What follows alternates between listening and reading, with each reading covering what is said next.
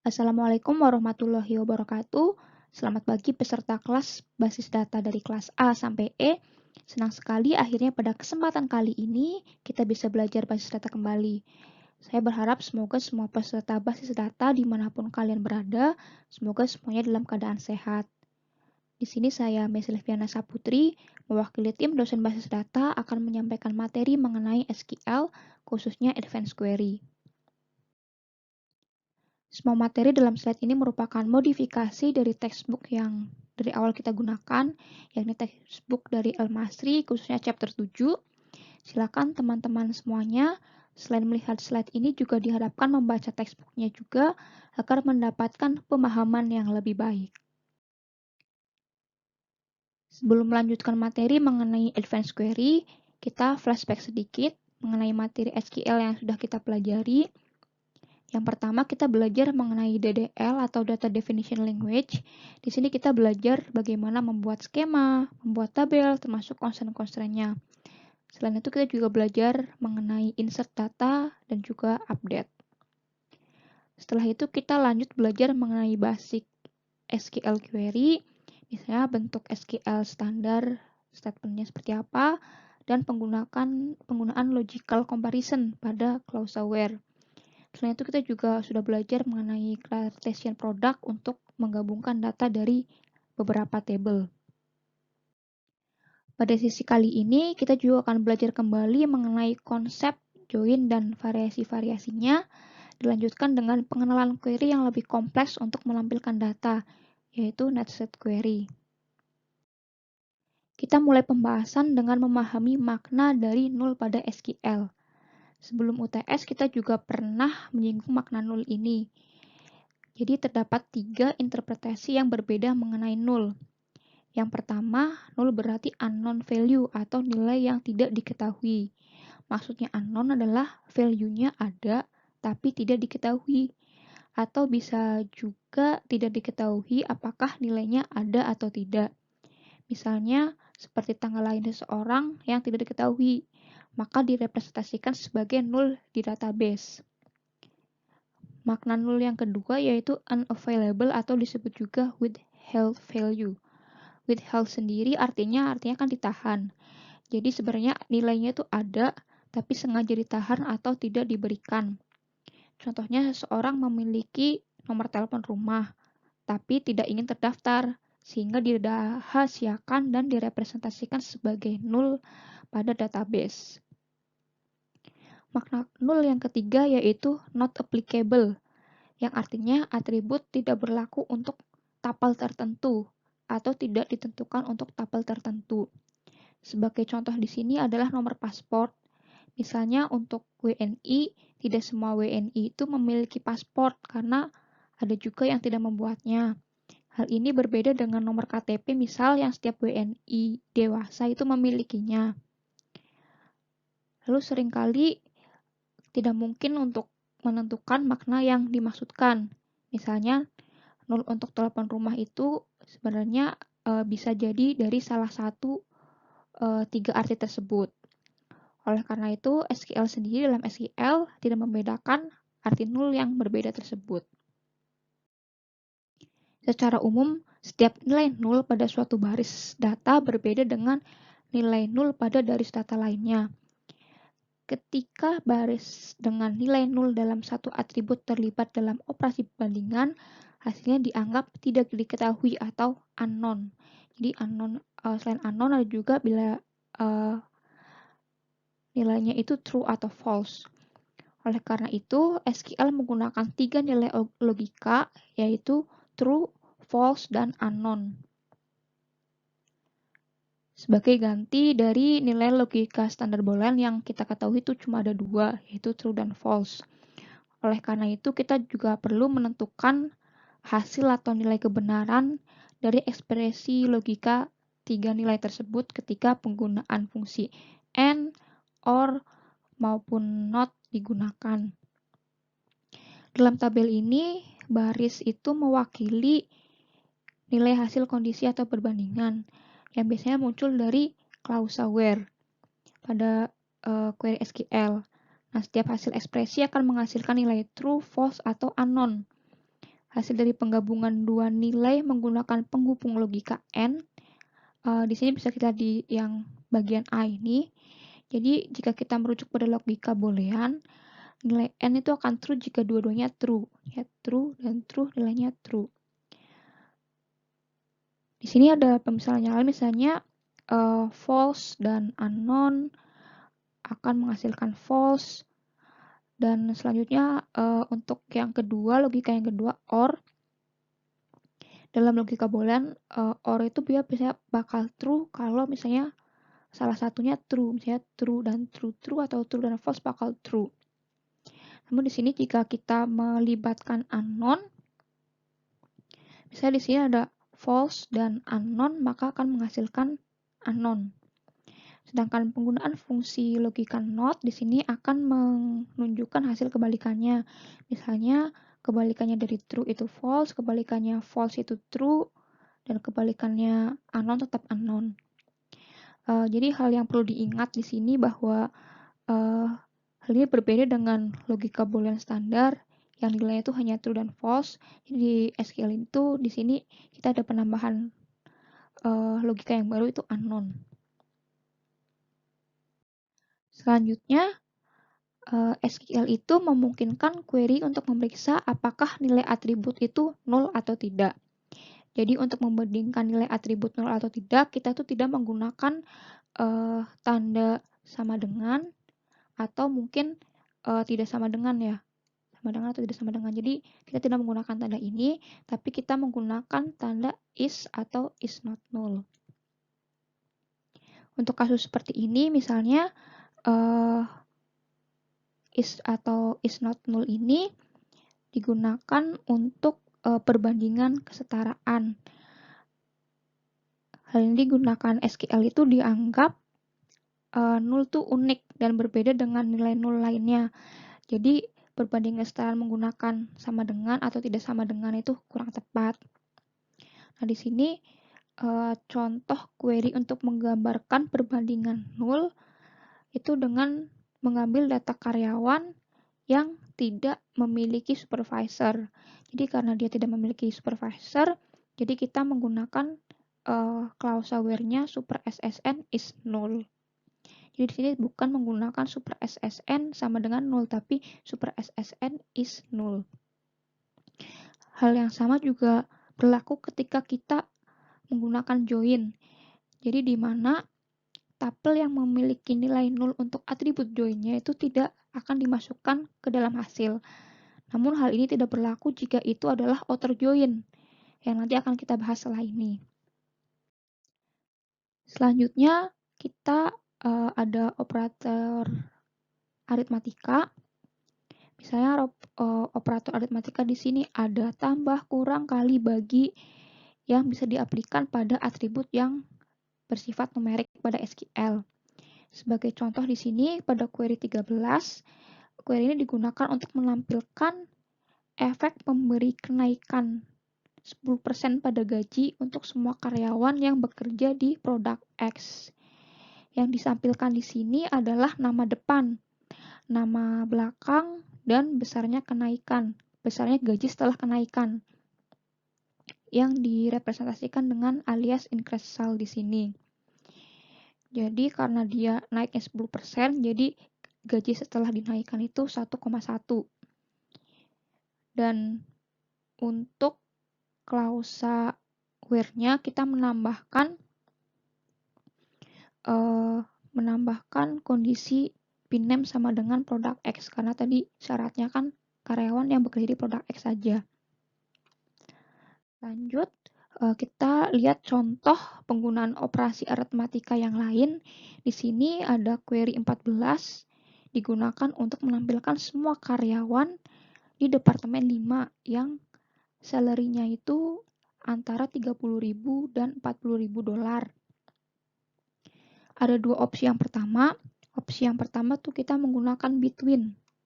Jadi between di sini langsung digunakan untuk menunjukkan interval between 30.000 and 40.000. Sedangkan opsi yang kedua, kita menggunakan operator aritmatika di sini.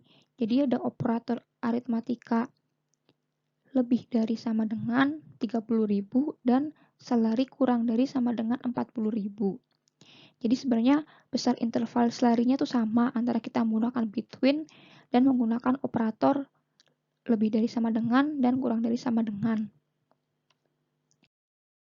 Selanjutnya ada fungsi except. Jadi fungsi except ini sama dengan operasi minus atau pengurangan. Misalnya A except B, artinya itu ada sekumpulan data A tanpa muncul di data B. Secara sintak ada dua query select di sini yang dihubungkan dengan except. Jadi query select yang pertama kita anggap sebagai A dan query select yang kedua kita anggap sebagai B. Masing-masing A dan B ini kita perlu beri tanda kurung buka dan kurung tutup dan dihubungkan dengan except. Agar lebih jelas kita bisa lihat contohnya datanya di sini. Di sini untuk A ada 4 baris, lalu B ada 2 baris, dan kita tambahkan fungsi except di sini.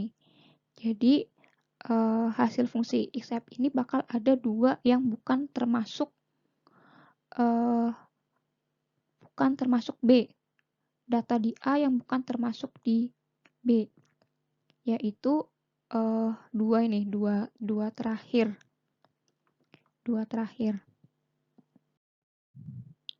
Selanjutnya kita diskusi mengenai fungsi join.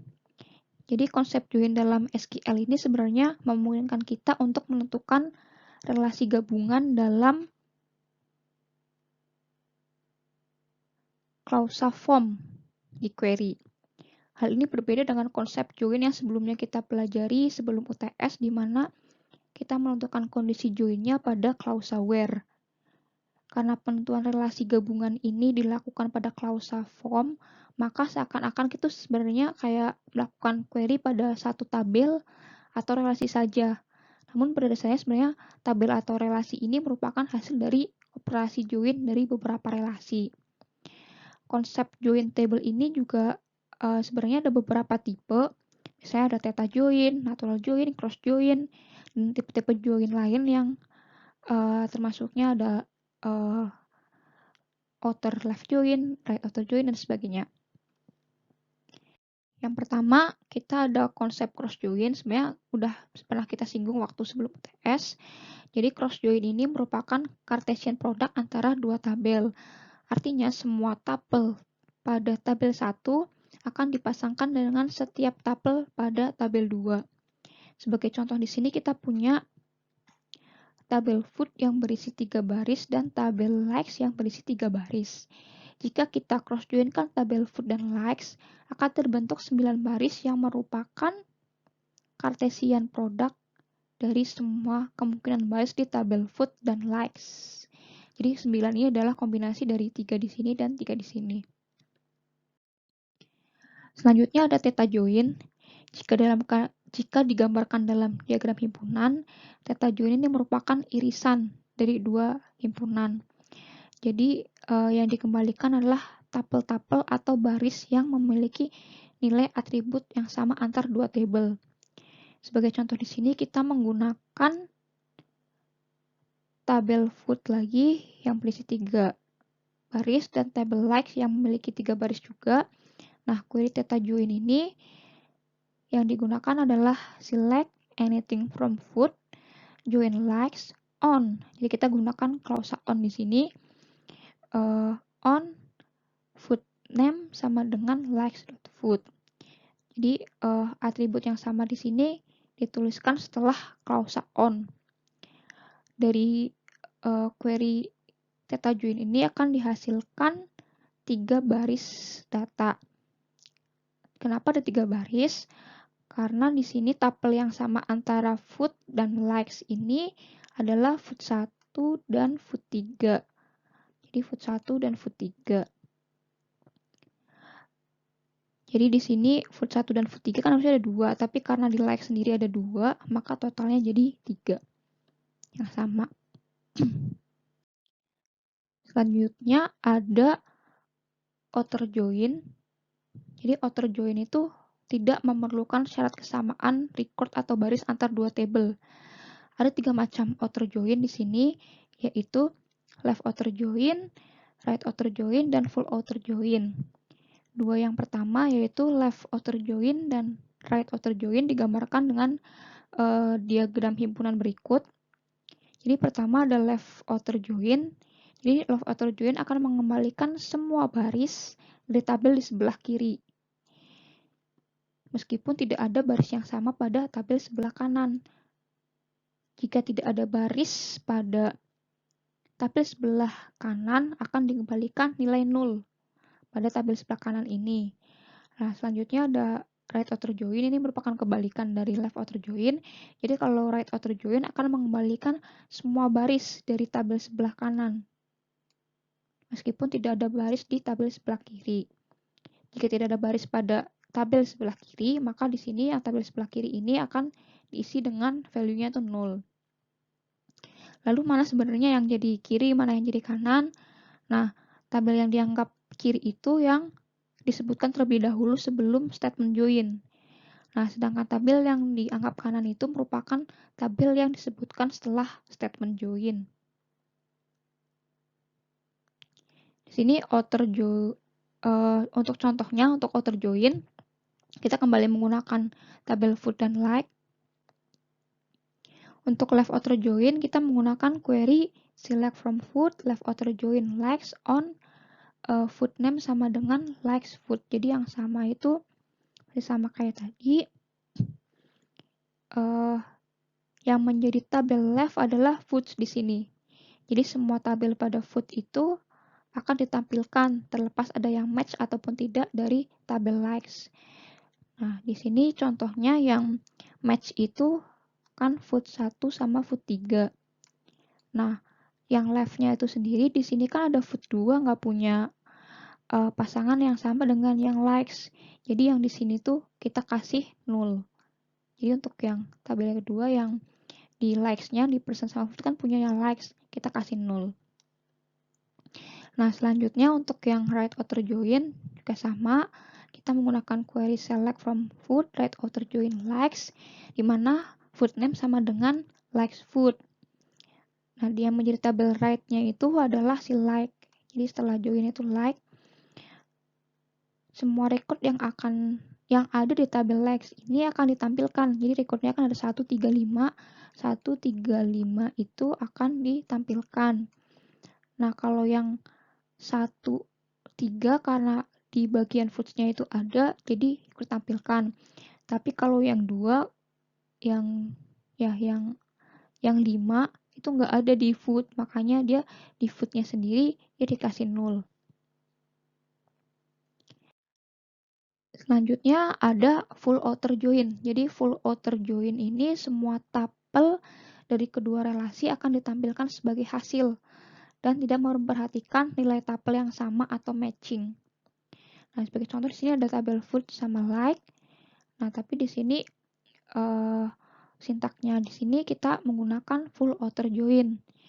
Nah, yang sama itu tetap sama, name sama foot. Jadi di sini yang kita kembalikan semua baris atribut dari tabel foot dan like akan ditampilkan.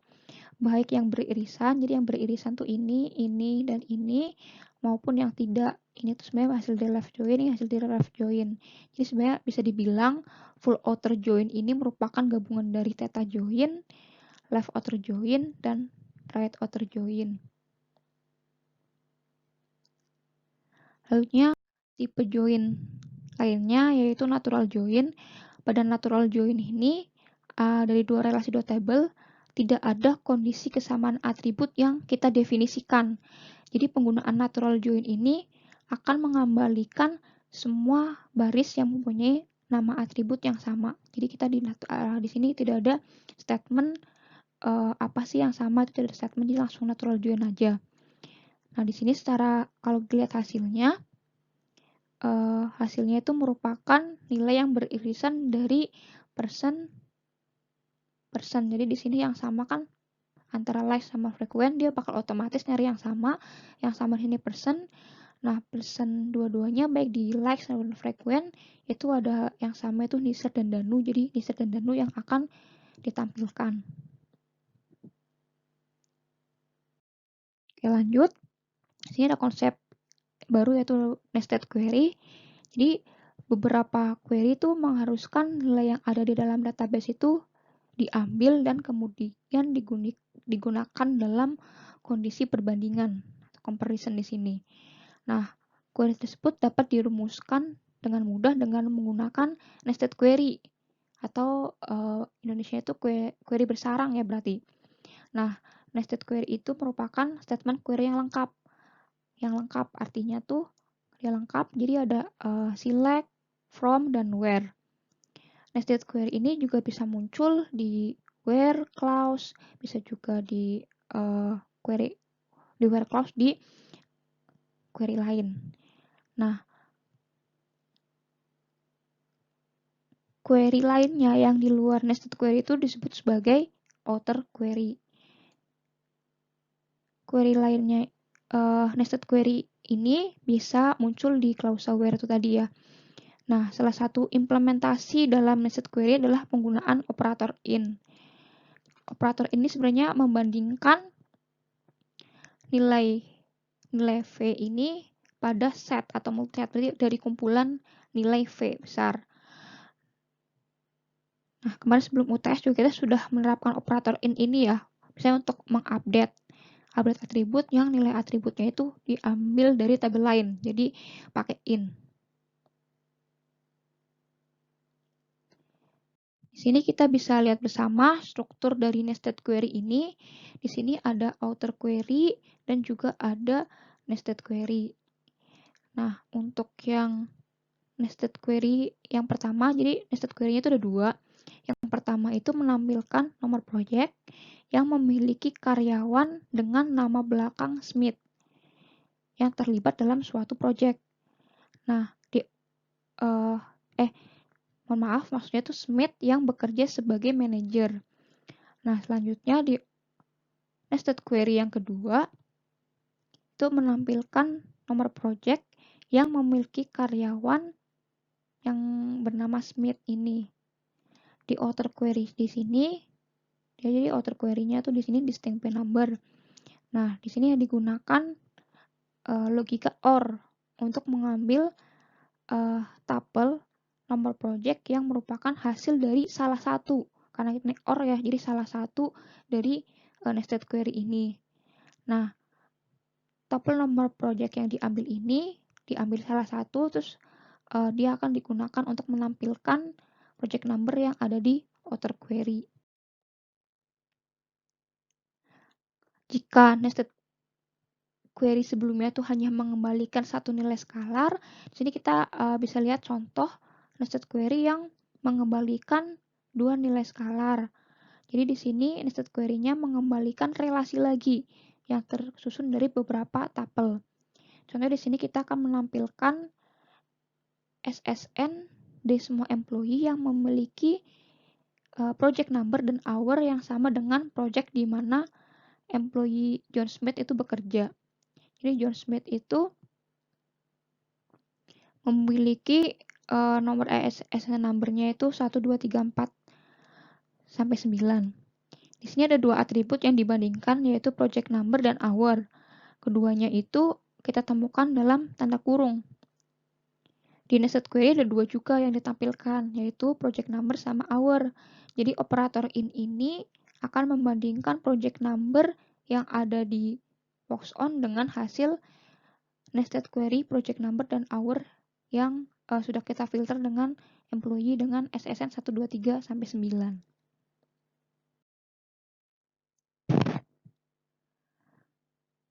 Operator lain yang bisa kita gunakan sebagai operator perbandingan adalah any atau sum. Operator any atau sum ini akan bernilai true jika nilai V ini sama dengan beberapa value yang ada di set atau kumpulan V besar. Jadi sebenarnya ini ekuivalen ya dengan operator in. Any atau sum ini bisa dikombinasikan dengan operator aritmatika lain, misalnya lebih dari sama dengan, kurang dari sama dengan, tidak sama dengan, gitu. Ada juga operator yang lainnya, misalnya di sini ada all, yang juga dikombinasikan dengan operator aritmatika.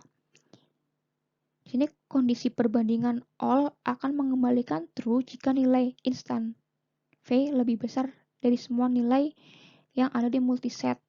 Di sini, contohnya di sini di query ini akan mengembalikan nama-nama karyawan yang gajinya lebih besar dari semua gaji karyawan yang ada di departemen nomor 5. Selanjutnya ada istilah correlated query atau query yang berkorelasi. Query itu dikatakan berkorelasi jika suatu kondisi dalam clausal where dari nested query itu merujuk atribut atau relasi yang dideklarasikan dari outer query. Hasil dari correlated nested query ini berbeda untuk jenis tuple atau kombinasi tuple pada relasi di outer query. Nah, hal ini karena nested query yang dievaluasi itu dievaluasinya tuh sekali untuk setiap tuple atau kombinasi tuple di luar query. Nah, sebagai contoh di sini, untuk setiap tuple employee akan dilakukan evaluasi pada nested-nya yang menampilkan nilai ESSN untuk semua dependent atau tanggungan yang mempunyai jenis kelamin yang sama dengan tuple employee. Jadi yang dimaksud dengan correlated itu di sini. Ini correlatednya itu di sini. Jadi correlatednya itu di dalam nested-nya itu kita punya perbandingan yang sama dengan yang ada di outer. Yaitu di sini outernya itu kan employee jenis kelamin sama dengan dependent jenis kelaminnya. Jadi jika nilai SSN pada tuple employee itu ada pada hasil di nested query akan ditampilkan employee name-nya pada tuple tersebut. Lalu secara umum query yang ditulis pada nested block select from where block ini dapat ditulis juga atau penggunaan dengan sama dengan atau dengan in comparison ini bisa juga ditampilkan hanya pada satu block query saja. Contohnya itu ini sebenarnya sama kayak yang sebelumnya yang kita menggunakan subquery atau nested query. Di situ tadi kan kita pakai nested query untuk mencari dependent yang sama jenis kelaminnya antara employee dan dependentnya. Nah, di sini kita bisa langsung joinkan saja antara table employee dan dependentnya. Nah, jadi langsung dikomparasi. Nanti untuk yang syaratnya itu dia langsung masuk di clausal where. Selanjutnya ada fungsi SQL yang lain yaitu fungsi axis. Jadi fungsi axis ini digunakan untuk mengecek nilai dari correlated nested query itu menghasilkan tuple atau tidak. Hasil dari axis ini tuh nilainya boolean. Jadi true atau false.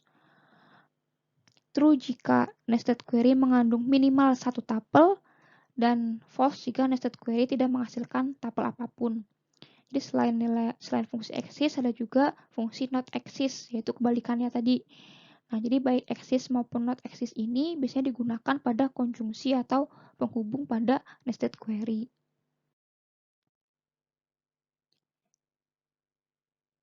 Di sini ada contoh penggunaan fungsi axis. Misalnya untuk menampilkan nama employee yang memiliki dependent atau tanggungan yang sama dengan mempunyai nama depan yang sama dan jenis kelamin yang sama dengan employee-nya. Jadi di sini jika minimal ada satu tuple yang eksis atau ditemukan dari nested query-nya ini, jadi di sini kalau di sini di nested yang ini, nested ini misalnya kita ada hasilnya, nah dia akan eksisnya bernilai true. Nah makanya employee ini akan menampilkan first name sama last name-nya.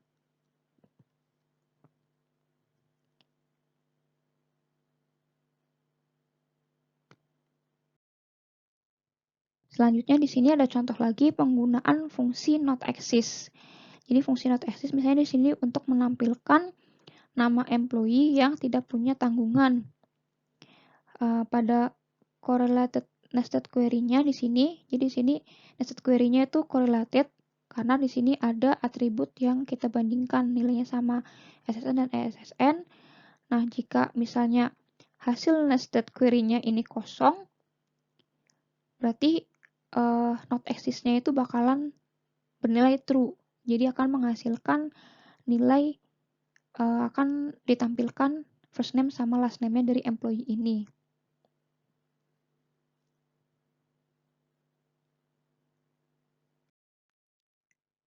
Next, di sini kita ada contoh lain penggunaan fungsi exist, misalnya digunakan untuk menampilkan nama manajer yang mempunyai minimal satu dependent atau tanggungan. Di sini ada dua nested query ya. Nested query yang pertama ini digunakan untuk menampilkan semua dependent yang berrelasi dengan employee. Jadi ini correlated ya. Lalu nested query yang kedua akan menampilkan semua departemen yang dimanage oleh employee. Jadi ini employee hubungannya sama manajemen departemen ya. Jadi employee sama manajer SSN. Jika minimal ada satu hasil pada nested pertama, ini ada hasilnya. Lalu ada juga satu hasil pada nested yang kedua. Dua-duanya tuh ada hasilnya, nah maka nilai exist-nya itu akan bernilai true. Nah nanti jadinya first name sama last name employee bakal ditampilkan. Lalu sebenarnya apakah kita bisa menyederhanakan fungsi exist ini yang ada dua nested query menjadi satu nested query saja atau mungkin jadi satu blok saja? Nah, jawabannya bisa, kan tadi juga kita udah coba ngejoinkan ya, dari nested kita joinkan. Nah, di sini kita bisa lihat alternatif contohnya. Jadi alternatifnya itu untuk menampilkan nama manajer yang memiliki minimal satu dependent atau tanggungan. Di sini kita bisa langsung joinkan saja 3 table. Ada table employee, ada table dependent, dan ada table departemen. Langsung kita joinkan saja. Lalu kriteria yang samanya langsung kita gunakan pada klausa on. Tuh. Oke, lanjut di contoh penggunaan fungsi exist yang terakhir. Di sini kita diminta menampilkan nama setiap employee yang bekerja di semua project yang dikontrol oleh departemen memiliki nomor 5. Di query ini ada subquery yang dihubungkan dengan except. Nah, subquery di sini ada dua subquery dihubungkan dengan except. Subquery yang pertama digunakan untuk menampilkan semua project yang dikontrol oleh departemen nomor 5. Lalu di subquery yang kedua merupakan correlated query ya. Jadi ingat kalau misalnya correlated query itu ketika ada atribut yang kita bandingkan dari nested dan dari yang outer query-nya. Nah, di sini di subquery yang kedua, correlated query ini menampilkan semua project yang berasosiasi dengan employee yang bekerja di works on. Jadi jika hasil except dari subquery pertama dan subquery kedua menghasilkan nilai kosong, maka bisa dikatakan terhadap employee yang bekerja pada semua project dan selanjutnya dipilih untuk menampilkan first name dan last name dari employee ini. Oke, jadi materi advanced query yang pertama selesai sampai di sini. Di sini kita sudah belajar beberapa konsep baru seperti konsep null, penggunaan variasi join, nested query, dan diakhiri dengan fungsi exist. Materi advanced SQL ini sebenarnya belum selesai, jadi nanti ada part 2 pada sesi selanjutnya. Nah, di sini ada 7 latihan soal SQL yang harus kalian kerjakan. Dataset yang digunakan adalah dataset company yang isinya itu bisa kalian lihat di Skele karena sudah digunakan pada latihan sebelum UTS ya, latihan SQL sebelum UTS. Setelah ini silakan bergabung dengan forum diskusi kelas masing-masing. Di forum tersebut nanti dosen di masing-masing kelas yang akan memandu diskusi latihan soal ini. Oke, baik. Jadi cukup sekian dari saya. Kurang lebihnya mohon maaf. Selamat pagi dan sampai jumpa di materi selanjutnya.